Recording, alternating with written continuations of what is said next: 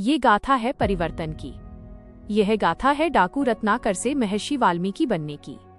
बहुत प्राचीन समय की बात है। एक घना और भयावह जंगल था, जहाँ सूरज की रोशनी भी जमीन तक आने से कतराती थी। उस जंगल के सन्नाटे में केवल पक्षियों की डरावनी चीखें और डाकू रत्नाकर के भारी कदमों की आहट सुनाई देती थी। रत्नाकर कोई साधारण लुटेरा नहीं था, वो अत्यंत क्रूर और शक्तिशाली था। अमीर हो या गरीब, साधु हो या व्यापारी, जो भी उस रास्ते से गुजरता वो रत्नाकर का शिकार बन जाता। लोग उसे राक्षस समझते थे, लेकिन रत्नाकर के मन में रत्ती भर भी पछतावा नहीं था। वो सोचता था कि वो जो भी कर रहा है अपने परिवार के लिए कर रहा है। वह अपनी पत्नी, बच्चों और बूढ़े माता पिता के प्रति अपने कर्तव्य को निभा रहा है। उसके लिए उसका परिवार ही उसका ईश्वर था। एक दिन उस भयानक जंगल के सन्नाटे को एक मधुर संगीत ने तोड़ दिया। देवर्षि नारद अपनी वीणा पर नारायण नारायण का जाप करते हुए बड़ी शांति के साथ उसी रास्ते से गुजर रहे थे। रत्नाकर ने उन्हें देखा और अपनी तलवार निकालकर उन्हें घेर लिया। उसने गरज कर कहा, ठहरो मुनिवर, जो कुछ भी तुम्हारे पास है मेरे हवाले कर दो, वरना आज तुम्हारे प्राण नहीं बचेंगे। नारद जी बिल्कुल नहीं डरे, उनके चेहरे पर वही दिव्य मुस्कान थी। उन्होंने बड़े प्रेम से पूछा, वत्स, मेरे पास तो केवल यह वीणा और ये वस्त्र हैं, तुम्हें चाहिए तो ले लो, लेकिन मुझे एक बात बताओ, तुम ये भयंकर पाप किसके लिए कर रहे हो? रत्नाकर ने गर्व से उत्तर दिया, मैं ये अपने परिवार के लिए करता हूँ, उनकी भूख मिटाने के लिए मुझे ये सब करना पड़ता है।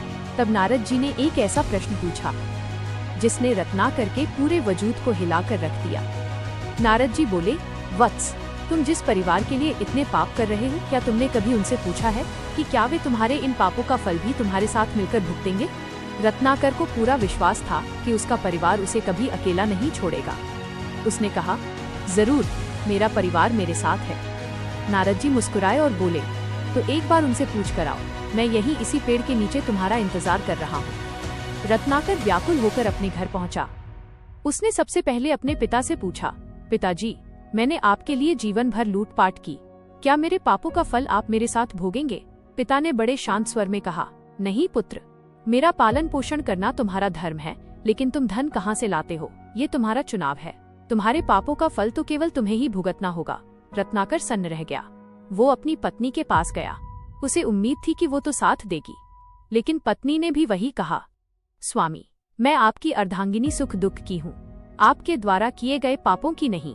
आपके कर्मों का हिसाब तो केवल आपको ही देना होगा। ये सुनते ही रत्नाकर के पैरों तले जमीन खिसक गई। जिस परिवार के लिए उसने अपनी आत्मा तक बेच दी थी, वही आज उसे अकेला छोड़ चुका था। उसे समझ आ गया कि इस संसार में इंसान अकेला आता है और अपने कर्मों का फल भी उसे अकेले ही भुगतना पड़ता है। रत्नाकर की आंखों से आंसू बहने लगे। वो पागलों की तरह दौड़ता हुआ वापस जंगल में नारद जी के चरणों में गिर पड़ा। उसकी आवाज कांप रही थी। वो चीख चीख कर रोने लगा, मुनिवर, मैं महापापी हूँ, मैंने अपना पूरा जीवन व्यर्थ कर दिया। मुझे इस घोर अंधकार से बाहर निकलने का मार्ग बताइए। क्या मुझ जैसे पापी को कभी ईश्वर की क्षमा मिलेगी? नारद जी ने करुणा के साथ कहा, वत्स, जब इंसान को अपनी गलती का एहसास हो जाए तभी से उसकी मुक्ति का मार्ग खुल जाता है। अब सब छोड़ दो और भगवान का नाम लो, राम नाम का जाप करो, वही तुम्हें इस संसार से पार लगाएंगे। रत्नाकर ने कोशिश की, लेकिन उसके होठों पर इतने वर्षों का पाप जमा था कि वो पवित्र शब्द राम बोल ही नहीं पा रहा था। तब नारद जी ने उसे एक सरल मार्ग दिया और कहा, तुम मरा मरा जपो।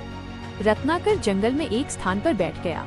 उसने अपनी आंखें बंद कर ली और पूरी एकाग्रता के साथ जपने लगा, मरा मरा मरा। निरंतर जाप करते करते यही शब्द धीरे धीरे राम राम राम में बदलने लगा।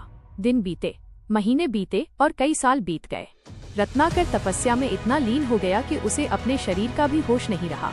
भयंकर वर्षा हुई, तपती धूप पड़ी, लेकिन वो हिला नहीं। उसके शरीर पर चींटियों ने अपना घर बना लिया। मिट्टी जमा हो गई और एक बड़ा सा टीला बन गया, जिसे वल्मीक कहते हैं। वर्षों बाद जब देवर्षि नारद फिर से उस जंगल में आए तो उन्होंने उस मिट्टी के टीले को हटाया। उसके अंदर से एक दिव्य और तेजस्वी पुरुष प्रकट हुआ। अब वो डाकू रत्नाकर नहीं रहा था। कठोर तपस्या ने उसके सारे पापों को भस्म कर दिया था।